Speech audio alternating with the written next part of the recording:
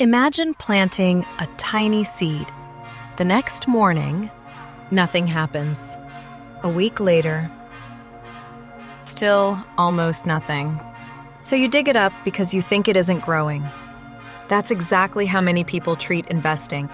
They expect huge results overnight. When they don't see them, they quit. But wealth usually grows differently. One of the most powerful ideas in finance is called compound interest. It's often described as earning returns not only on the money you put in, but also on previous growth over time. The key phrase is over time. Imagine two people.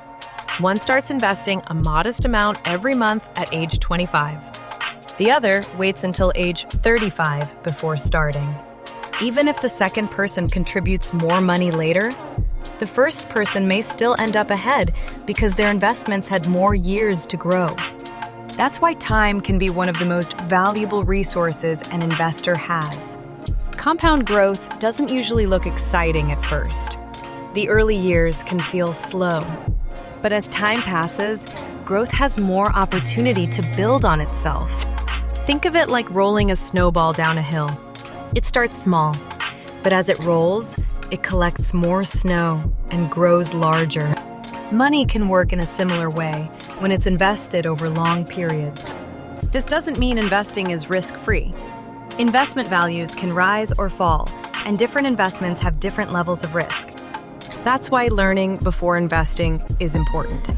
Many people believe they need thousands of dollars to begin. In reality, some investment accounts allow people to start with much smaller amounts. The amount matters less than developing the habit of investing consistently. Another mistake people make is trying to perfectly time the market.